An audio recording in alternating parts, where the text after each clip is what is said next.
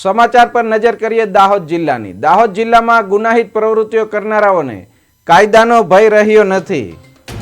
નકલી એને જમીન દસ્તાવેજ હોય, મનરેગા કૌભાંડ હોય, એસબીઆઈ નકલી દસ્તાવેજ પર લોન આપવાનું કરોડોનું કૌભાંડ હોય, આવા જ કૌભાંડોમાં એક વધારાનો ઉમેરો થયો છે। નકલી આરટીઆઈ હેઠળ ખાનગી શાળાઓમાં ભણતા બાળકો પાસેથી ગેરકાયદેસર રીતે ફી વસૂલવામાં આવી હોવાની ઘટના દેવગઢ બારિયામાં સામે આવી છે।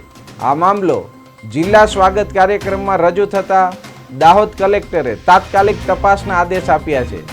મળતી માહિતી અનુસાર દેવગઢ બારિયા નગરપાલિકા પ્રમુખ તથા ભાજપ નેતા ધર્મેશ કલાલ સંચાલિત રત્નદીપ ઇન્ટરનેશનલ સ્કૂલમાં આરટીઆઈ અંતર્ગત ભણતા વિદ્યાર્થીઓ પાસેથી ફી વસૂલવામાં આવી રહી છે। આ ગંભીર મુદ્દે હાલ દાહોદ જિલ્લાના પ્રાથમિક શિક્ષણ અધિકારીએ તપાસની કામગીરી હાથ ધરી છે। હવે તમામની નજર એ દિશામાં છે કે તંત્ર દ્વારા શું પગલાં લેવામાં આવે।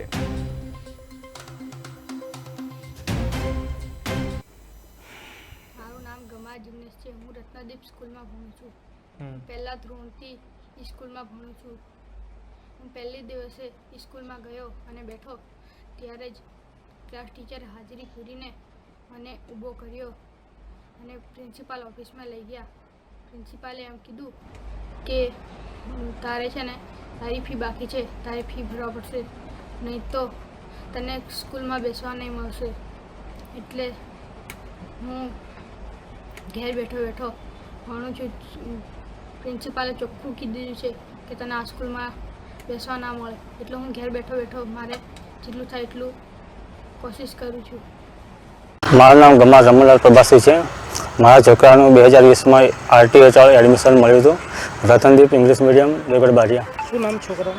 છોકરાનું નામ ગમાર જિગ્નેશ। તો શાળા તરફથી કહેવામાં આવે છે કે તમારી ફી બાકી છે। કેટલી ફી બાકી છે? 86,000 રૂપિયા। પ્રિન્સિપાલ મેડમ દ્વારા કહેવામાં આવ્યું કે ફી ભરો પછી છોકરાને શાળામાં મોકલો। ટ્રસ્ટી દ્વારા ધર્મેશભાઈ કલાલ દ્વારા પણ કહેવામાં આવ્યું કે છોકરાની ફી બાકી છે, ફી ભરો પછી છોકરાને શાળામાં મોકલો। જે છોકરાના ખાતામાં 3,000 રૂપિયા આવે છે એ પણ આ લોકો માંગે છે કે એ પૈસા આવે તે અમને આપી દેવાના તમારે। અત્યાર સુધી કેટલા પૈસા ચૂકવ્યા? 8,000 રૂપિયા ચૂકવ્યા છે। પાવતી છે આપણી જોડે। ક્યાં ક્યાં રજૂઆત કરી? વડાપ્રધાન સાહેબને